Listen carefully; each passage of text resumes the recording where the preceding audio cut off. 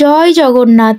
আজ ছিল উল্টো রথ, আর উল্টো রথের মেলায় গিয়ে সবাই মিলে অনেক আনন্দ করলাম। তো পুরো ভিডিওটা দেখতে থাকো, আশা করি তোমাদের ভালো লাগবে। হ্যালো এভরিওয়ান, তোমরা সবাই কেমন আছো? আমার ছোট্ট একটা ভিডিওতে তোমাদের অনেক অনেক ওয়েলকাম। তো এই যে দেখো, আমরা সকলে মিলে চলে এসেছি উল্টো রথের মেলায়। তো এই সোজা রথে যেখানটায় গিয়েছিলাম, আজকে কিন্তু সেখানে আসিনি, আজকে অন্য একটা মেলায় এসেছি। তো আজকে আমরা গিয়েছিলাম, আমি, আমার দিদুন, দুই মাসি, তারপরে মাসি আর একটা দিদা, তারপরে মাসির ছেলে। তো সবাই মিলে একসঙ্গে হই হই করতে করতে গিয়েছিলাম।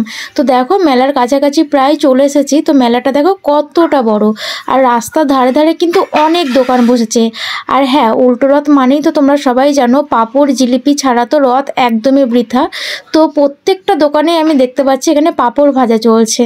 আর আজকে যেহেতু শনিবার, তো তোমরা সকলেই জানো যে আমি শনিবারে উপোস করি, তেমন কিছুই খাই না, শুধুমাত্র ফল সাবু ছাড়া।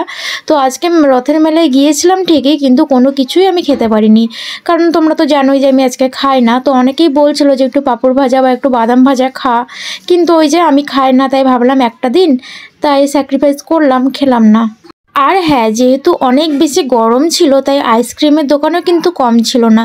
প্রচুর পরিমাণে আইসক্রিমের দোকান, ফুচকার দোকান, সমস্ত কিছু ছিল। আর এই যে সিঁড়ি দিয়ে আমরা এখন উঠে যাচ্ছি, এর ওপরেই হচ্ছে আসল মেলাটা। তো এই যে দেখো, এখানে এসে দেখছি একজন অনেক রকমের ঠাকুর নিয়ে বিক্রি করছে। তো এগুলো দেখলাম একটু, তারপরে পুরো মেলাটা একটু ঘুরে ঘুরে দেখলাম।